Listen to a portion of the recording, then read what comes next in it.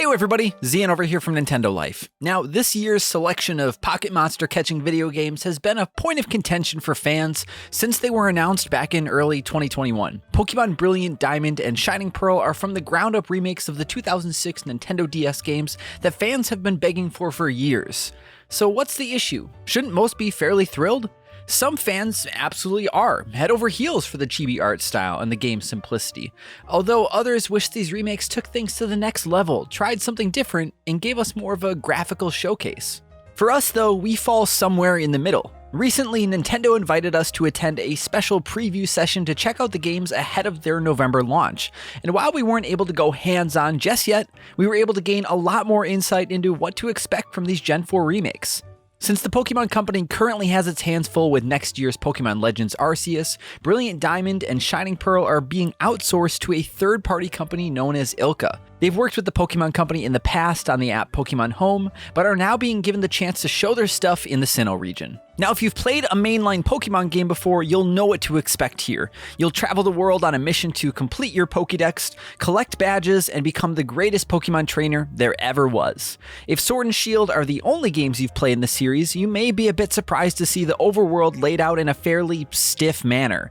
But that's part of the charm here, as these remakes are staying as faithful as possible to their original vision. The buildings, plant life, and NPCs all have been designed with a toy-like aesthetic, somewhat reminiscent of the art style of The Legend of Zelda Link's Awakening Switch remake from 2019, although we're not sure it works as well here. Other than the occasional NPC walking around, we've yet to see much overall life in the set pieces. Trees and bushes will sway back and forth with the flow of the wind, and clouds will cast shadows down from above. All of the terrain and structures fit together nicely, but Brilliant Diamond and Shining Pearl look almost as if you gave a kid a playset of toys and they rearranged them as close as they could to the maps of the original Diamond and Pearl and said, "What do you think?" Everything works, but in some places it feels like there could be a bit more detail to pull it all together, some tweaks or additions that would provide a little more cohesion for a modern-day Pokémon release. We were only shown a few select areas during our preview, but we're curious to see what other parts of the game have to offer. However, things become a bit different once you pop into a battle. Pokemon battles ditch the chibi aesthetic found in the overworld for something more modern and familiar, a look that likely utilizes the same 3D models found in more recent mainline games. Battles feature some nice graphical flair here and there. The quick over-the-shoulder flash that happens at the start of each battle is directly inspired by the classics as well.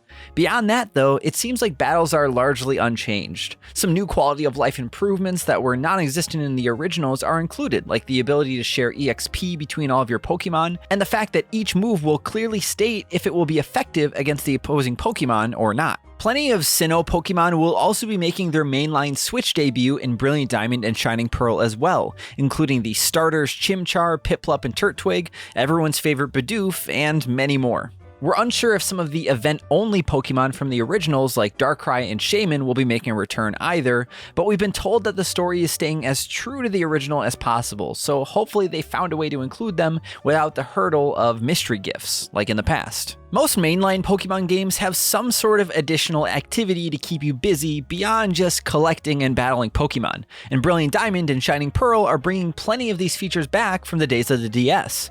The most improved of the bunch seems to be the Super Contest. This is essentially a rhythm game where one of your Pokemon will head on stage for a dance-off against other Pokemon in a contest of cuteness. The actual gameplay seems fairly simple though, tasking you with pressing different buttons in time with the music and what's displayed on screen, but you're also able to dress up your trainer in different outfits for the occasion too.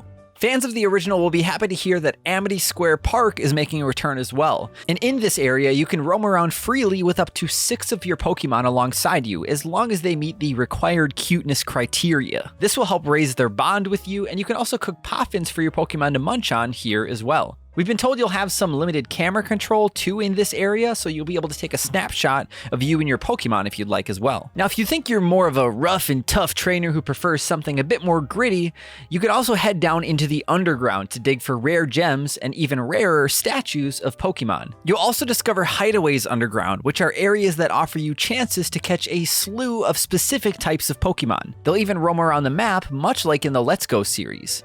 These hideaways will be themed around different types of Pokemon. Pokemon, so you can expect to find fire types in an area that looks like an active volcano, or grass and bug types in a wooded forest. We're not entirely sure how the underground supports such a vast ecosystem, but we're talking about a fictional world full of monsters that can fit in your pockets anyways, so let's not get hung up on the details. You can also affect the type of Pokemon that will appear in hideaways. The statues you discover in the mining portions can be placed all around in your secret base anywhere you like, and if you place down a batch of water-type statues, you'll encounter more of those types of Pokemon in the hideaways. However, those of you hoping to deck out your secret base with Pokédolls, trophies, rugs, and furniture may be a little disappointed to hear that, to our knowledge, statues will be the only items you can use to decorate. It's definitely a bummer to see this section of the game scaled back in comparison to the secret bases found in Pokemon Omega Ruby and Alpha Sapphire on the 3DS, but the added practicality of the statues may be a fair trade-off for some. There are plenty of other quality of life improvements that have made the jump from past games in the series as well. You're now able to have a single Pokemon follow you around on the overworld map, you can change the skin tone and clothing of your player character, and your Pokemon box can be accessed from anywhere in the game. All very welcome improvements. From what we've been shown so far, Pokemon Brilliant Diamond and Shining Pearl are shaping up to be faithful but extremely safe remakes. If you've been curious to learn more about the story of the Sinnoh region but don't have access to a DS, or you're just itching for a different Pokemon game to play on Switch, then there's a lot to look forward to here. However, considering what Pokemon Legends Arceus is looking to offer at the start of the next year, it's yet to be seen if there's enough in these new remakes to entice someone who's looking for something fresh and new. Be sure to let us know your thoughts about these remakes in the comments down below. Let us know if you like the art style, or if you wish they would have taken it in a different direction, or if you're very happy with how everything is shaping up. Let us know if you grew up with these games, or if this will be your first time venturing forth into the region of Sinnoh.